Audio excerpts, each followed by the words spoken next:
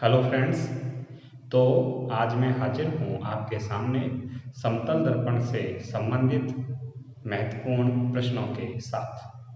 पहला प्रश्न है, जब कोई प्रकाश किरण ठीक है किसी दर्पण पर ठीक है लंबवत आपतित होती है तो आपतन कोण एवं परावर्तन कोण के मान बताएं। ठीक है, तो किस पर आपतित हो रही है? किसी दर्पण पे, चाहे वो उत्तल हो सकता है, अवतल भी हो सकता है, समतल भी हो सकता है, अन्य प्रकार का भी हो सकता है। तो समझने के लिए हम पहले चित्र बना के समझेंगे इसको। तो हमने जैसे ये कोई समतल दर्पण ले लिया, कैसा दर्पण ले लिया? समतल। एक प्रकाश किरण को हमने इस पर लंबवत आपतित करा दिया, क्लियर? तो जहां पर ये प्रकाश किरण दर्पण पर आपतित होती है उस बिंदु को हम क्या कहते हैं? आपतन बिंदु, क्लियर?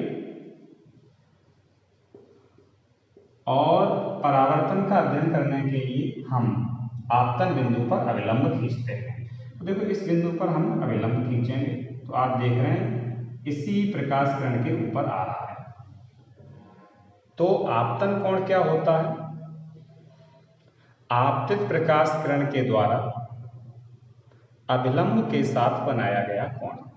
अब आप देख रहे हैं आपतित प्रकाश किरण और अभिलंब दोनों एक ही लाइन पर हैं, अर्थात दोनों के मध्य कोई कोण नहीं है।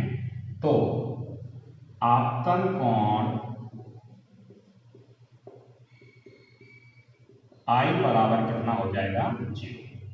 ठीक है, और आप जानते हैं चूंकि आपतन कोण I बराबर परावर्तन कोण R, इसलिए कोण R बराबर कोण I, या कोण R बराबर अपन क्या लिख सकते हैं? कोण I का मान कितना आया? 0। अर्थात आपतन कोण एवं परावर्तन कोण दोनों का मान 0 होगा। आपका दूसरा सवाल है, यदि वस्तु समतल दर्पण की ओर अथवा दूर की ओर 25 सेंटीमीटर चले, ठीक है, तो प्रतिबिंब समतल दर्पण की ओर अथवा दूर कितनी विस्थापित होगा? ठीक है, यानी वस्तु चल रही है दर्पण की ओर तो प्रतिबिंब कितना विस्थापित होगा? तो यहां एक बात नोट कर लेना, कौन चल रहा है? वस्तु कैसी है? गतिमान। दर्पण कैसा है? स्थिर, क्लियर? तो आपको यह देखना है कि प्रतिबिंब कितना चलेगा। अगर वस्तु दर्पण की ओर जाएगी तो प्रतिबिंब भी दर्पण की ओर जाएगा। यदि वस्तु प्रतिबिंब से दूर की ओर जाएगी तो वस्तु भी दूर की ओर जाएगी। यहां ध्यान दें, वस्तु गतिमान है और दर्पण स्थिर है। ऐसी स्थिति में प्रतिबिंब का विस्थापन बराबर बिंब का विस्थापन। बिंब कहें या वस्तु कहें, एक ही बात है। ठीक है, जब आपकी वस्तु गतिशील हो, दर्पण स्थिर हो, तो प्रतिबिंब का जो विस्थापन होगा वो बिंब के विस्थापन के बराबर होगा। सवाल में देखेंगे कि आपकी जो बिंब अर्थात वस्तु है वो कितनी चल रही है, अर्थात कितनी विस्थापित हो रही है? 25 सेंटीमीटर। तो प्रतिबिंब का विस्थापन भी कितना होगा? 25 सेंटीमीटर। आपका सवाल नंबर 3 है, यदि वस्तु स्थिर है, ध्यान देना आपकी बात, वस्तु कैसी है? स्थिर, तथा दर्पण वस्तु की ओर, ध्यान दें कौन गतिशील है? दर्पण गतिशील है, तथा दर्पण वस्तु की ओर अथवा दूर 20 सेंटीमीटर चले तो प्रतिबिंब वस्तु की ओर अथवा दूर कितना विस्थापित होगा? अब यहां ध्यान दें, वस्तु कैसी है? स्थिर, दर्पण कैसा है? गतिशील। पिछले वाले सवाल में क्या था? वस्तु गतिशील थी, दर्पण स्थिर था। तो पहले का ये सवाल जस्ट अपोजिट है, अब की बार वस्तु स्थिर है और दर्पण गतिशील है। ठीक है, पिछले वाले सवाल में क्या था? वस्तु गतिशील थी, दर्पण स्थिर था। ठीक है, तो अब क्वेश्चन ये कह रहा है तो जो प्रतिबिंब है वो वस्तु की ओर अथवा दूर की ओर कितना विस्थापित होगा। ठीक है, तो इसमें क्या होगा आपको ध्यान रखना, इस स्थिति में प्रतिबिंब का विस्थापन वस्तु के विस्थापन का 2 गुना हो जाएगा। पिछले वाले में समान था, प्रतिबिंब का विस्थापन बराबर बिंब का विस्थापन, अब की बार 2 गुना हो जाएगा जब आपका दर्पण गतिशील होगा तब। प्रतिबिंब का विस्थापन बराबर 2 गुणा दर्पण का विस्थापन। ठीक है, अब देखो दर्पण कितना चला है, दर्पण वस्तु की ओर अथवा दूर की ओर 20 सेंटीमीटर चला, तो विस्थापन कितना हो गया 20, तो 2 गुणा 20 बराबर 40 सेंटीमीटर, यानी कि जो प्रतिबिंब का विस्थापन होगा वो 40 सेंटीमीटर होगा।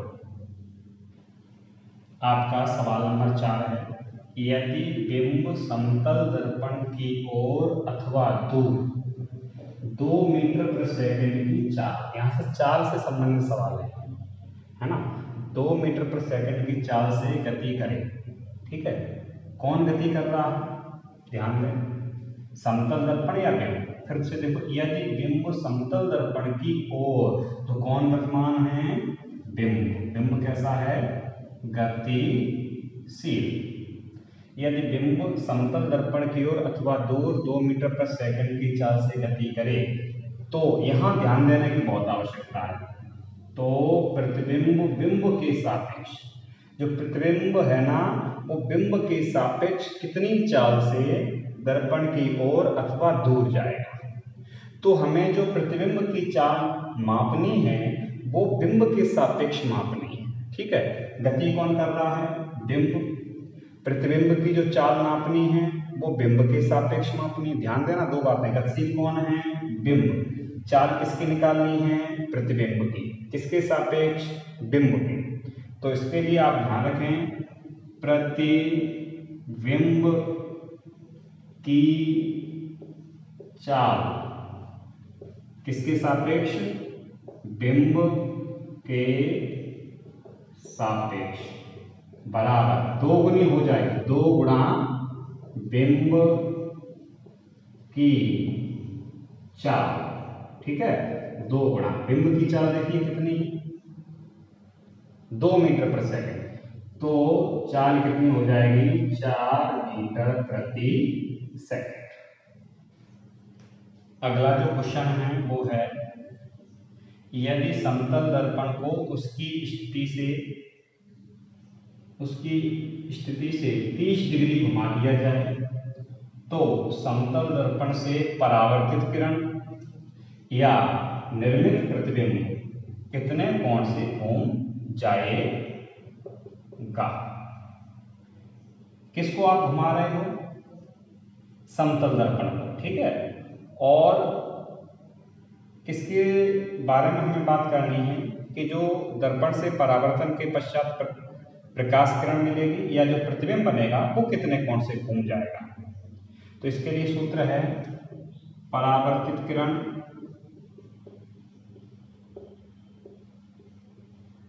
या निर्मित प्रतिबिंब की स्थिति में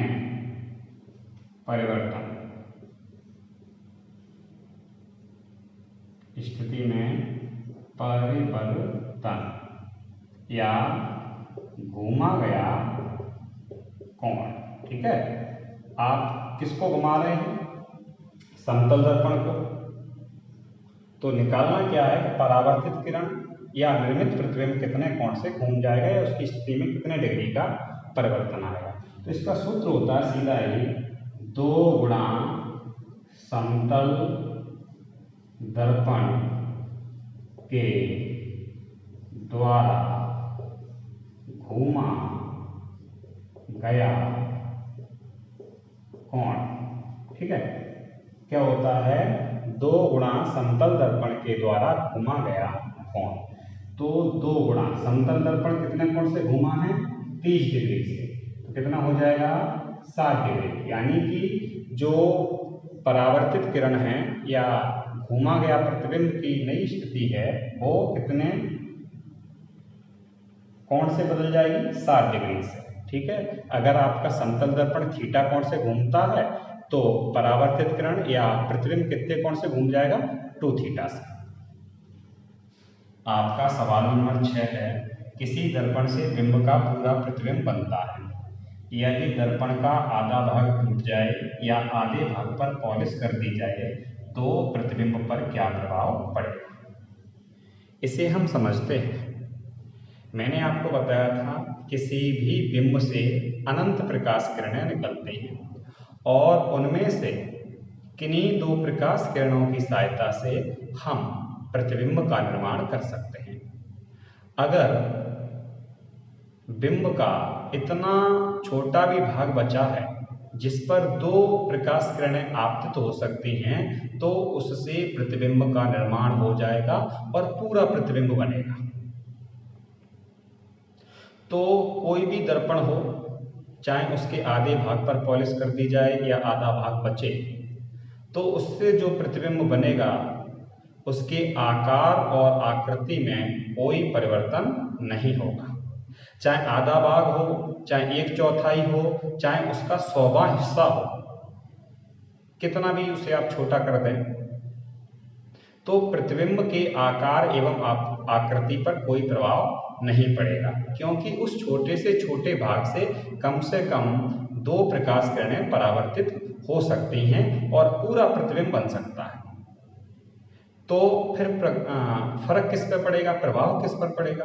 तो वो प्रभाव पड़ता है तीव्रता पर। जितनी ज़्यादा प्रकाश किरणों से प्रतिबिंब बनेगा, प्रतिबिंब की तीव्रता उतनी ही ज़्यादा होगी, प्रतिबिंब उतना ही चमकीला होगा। और प्रकाश किरणें जितनी कम होती जाएंगी, प्रतिबिंब की तीव्रता कम होती जाएगी, प्रतिबिंब उतना ही धुंधला बनता जाएगा। क्लियर? तो प्रतिबिंब के आकार एवं आकृति पर कोई प्रभाव नहीं पड़ेगा, लेकिन तीव्रता में क्या हो जाएगी, कमी हो जाएगी।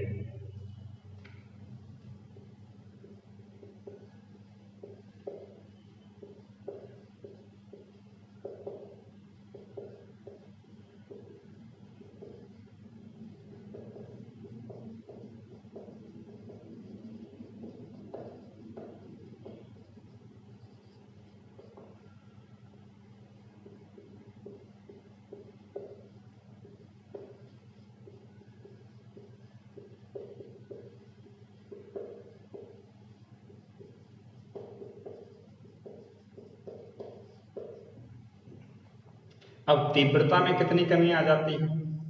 यदि दर्पण का आधा भाग रह गया है तो तीव्रता आधी हो जाएगी, 1/4 भाग रह गया तो तीव्रता 1/4 हो जाएगी, 10वां भाग रह गया, 10वां भाग रह गया है तो तीव्रता 10वीं रह जाएगी, 1/10 रह जाएगी।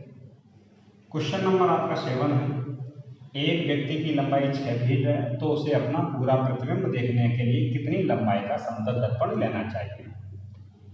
तो पूरा प्रतिबिंब देखने के लिए समतल दर्पण की जो लंबाई है, समतल दर्पण की लंबाई या हम ऊंचाई भी कह सकते हैं, बराबर 1/2 व्यक्ति की लंबाई या ऊंचाई। ठीक है, तो समतल दर्पण की लंबाई कितनी हो जाएगी, 1/2 गुणा व्यक्ति की लंबाई कितनी है 6 फीट, तो कितनी 3 फीट लंबा समतल दर्पण लेना पड़ेगा। ठीक है, तो आपने देखा होगा जो ड्रेसिंग टेबल होती है उसमें भी समतल दर्पण का उपयोग होता है। उसका जो दर्पण होता है वो 2.5 से 3, 3.5 फीट लंबा होता है। यही रीजन है, क्योंकि पूरा प्रतिबिंब देखने के लिए व्यक्ति को अपनी लंबाई की आधी लंबाई का समतल दर्पण लेना होता है। आपका क्वेश्चन नंबर 8, क्वेश्चन क्या है, एक व्यक्ति कमरे के मध्य में खड़ा है, बीचों बीच खड़ा है, तो सामने की दीवार पर लगे समतल दर्पण की ऊंचाई कितनी हो जिससे वह अपने पीठ पीछे की यानी कि अपने पीछे की 12 फीट ऊंची दीवार का पूरा प्रतिबिंब देख सके। क्या ज्ञात करना आपको? समतल दर्पण की ऊंचाई। इसका सूत्र होता है सीधा ये, समतल दर्पण की ऊंचाई बराबर 1/3 दीवार की ऊंचाई। ठीक है, तो देखेंगे दीवार की ऊंचाई कितनी, पीठ के पीछे वाली दीवार की ऊंचाई कितनी है। ठीक है, वो है आपकी 12 फीट। तो 1/3 गुणा 12 बराबर कितना आ जाएगा? 4 फीट। ये ऊंचाई कौन सी दीवार की है? जो उसके पीठ के पीछे है। तो हमने आज ये 8 प्रकार के सवाल आपको बताए। प्रत्येक प्रकार के कई एक सवाल बन सकते हैं, तो अन्य प्रकार के सवालों की आप स्वयं प्रैक्टिस करेंगे। उम्मीद करता हूँ कि आपको ये जो न्यूमेरिकल्स हैं समझ में आए होंगे और आप इनको अच्छे से कर सकेंगे। इसी प्रकार के अन्य रोचक सवालों के लिए, महत्वपूर्ण सवालों के लिए जुड़े रहिए मेरे साथ और बने रहिए श्योर पाठशाला YouTube चैनल के साथ।